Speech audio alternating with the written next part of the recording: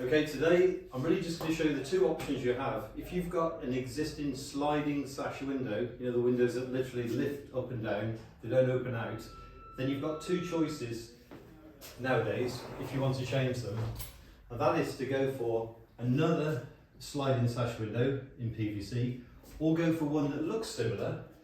It was what we call a casement window, but just opens outwards as opposed to sliding up and down.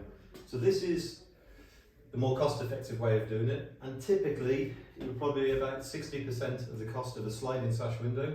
So if that was, I don't know, £1,000, this would be £600-ish. But that window will open out, the bottom will open out, so you've still got a fire escape if you needed to, and you've got background ventilation on the top. But it looks similar-ish to a sliding sash window whereby you've got a transom across the middle, and then you've got the glass top and bottom, and if you want you can have a Georgian bar in between the glass.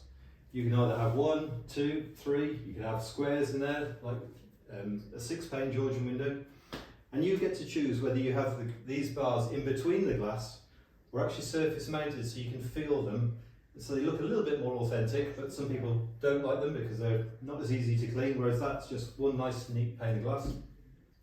The other choice you have is whether you go for a smooth frame or you actually have a wood grain effect, because we do windows with a foil on them, even if they're white, like this window is. This has got a foil on it. If you to look closely at that, you'd see that it looks more like wood than this does, but not everybody likes that effect. Some people like the nice clean lines of this window. If you go for a sliding sash window to replace it, obviously these do slide. It would just slide up like any normal sash window would. Close down the top, quite effortlessly we slide down. The other good thing about these windows is, with a modern sash window, see these two little buttons here, either side, these knobs, you can pull those in and the window will tilt inwards, the same on the top. What it means is you can clean the window from inside, so you can get your hand to clean that pane. You can clean this pane, clean that pane, close the window again.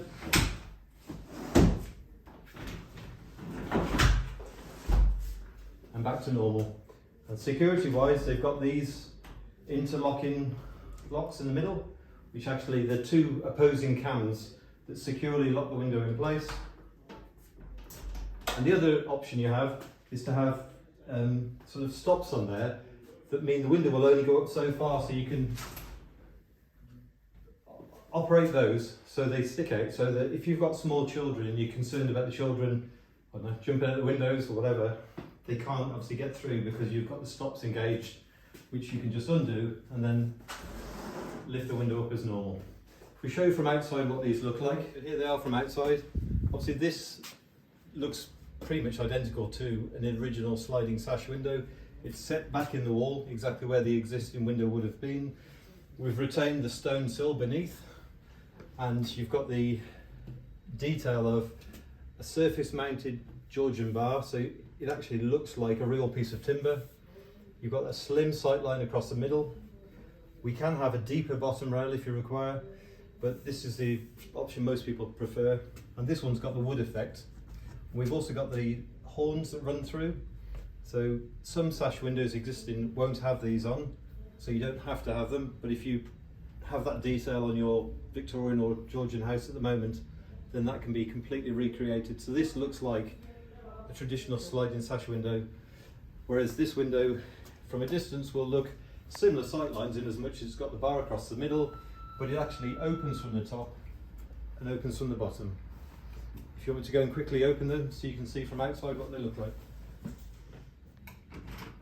So that opens. That opens. Ta-da! The only thing to bear in mind is if you're in a conservation area or area of outstanding natural beauty, sometimes the planners aren't particularly keen on having windows that open out in the street. For example, Stourport High Street or Bewdley in Worcestershire, for example, has lots of Georgian homes in there, and the windows slide up and down nothing sort of sticks out in the street, whereas if you drive up the high street and you saw a window opening out, it would stand out, and the planners wouldn't be particularly keen on that. So maybe go for a traditional sliding sash window.